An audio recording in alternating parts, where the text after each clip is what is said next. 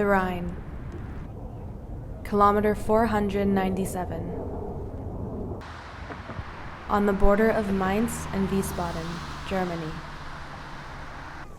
Out of this 1,230-kilometer river production, what role does this single kilometer play?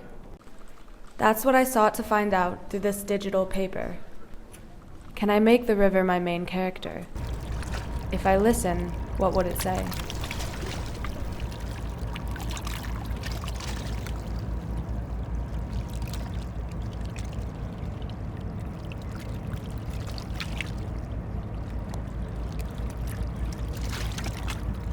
I visited at sunrise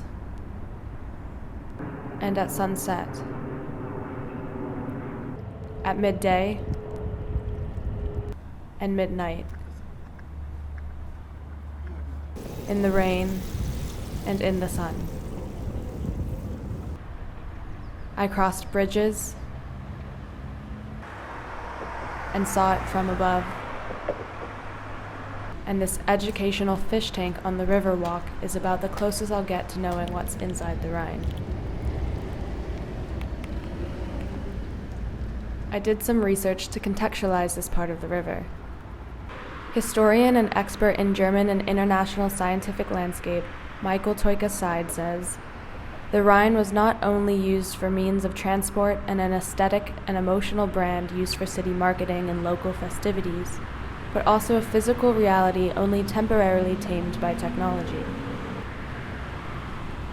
In the 19th century, rivers and streams were harnessed for industrial or port use, or covered up and integrated into comprehensive sewer networks. Only in the last decades of the 20th century has this process begun to be reversed. The redevelopment of riverbanks and urban waterfronts, the renaturing of small rivers and streams, and novel usage of riparian forests and floodplains have figured prominently in the agenda of urban environmental politics in recent years.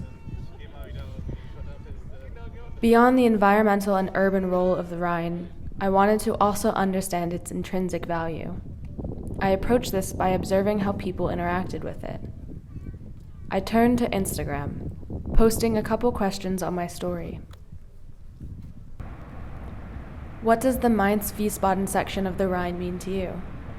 What comes to mind when you think of it? Responses were varied, but highlighted emergent themes of what the river represents to the people here. People comment on the history, power, and appearance of the Rhine.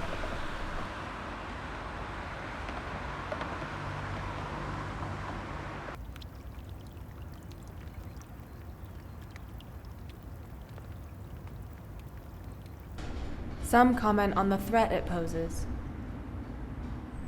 One respondent elaborated, "This is the section I visit the most frequently at the Rhine, and upon first thought, it reminded me of summertime with friends, bike rides along the pathway, eating ice cream near the steps, soaking in the sunshine, and enjoying the company of others.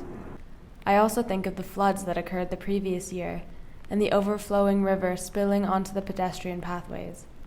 It's interesting to think about the contrast between the peaceful and joyous memories associated with the Rhine, but also the destruction it's capable of."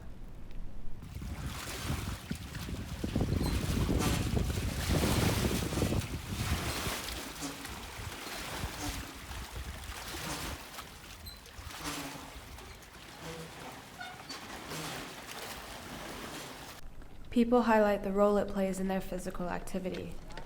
One respondent says, "It's a place to exercise with great running paths on either side of the river. Bridge to bridge was always a favorite."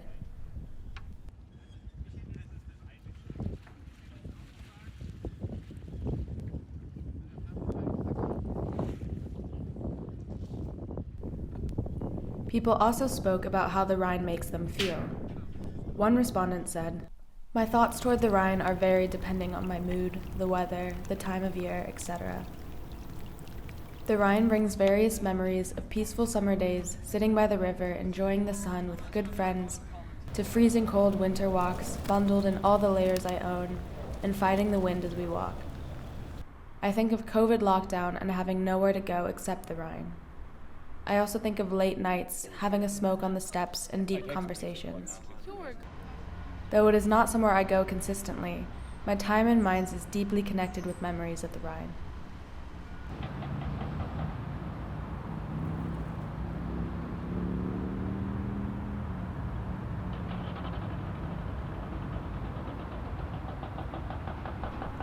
The most common theme by far was that of connection, to nature and to people.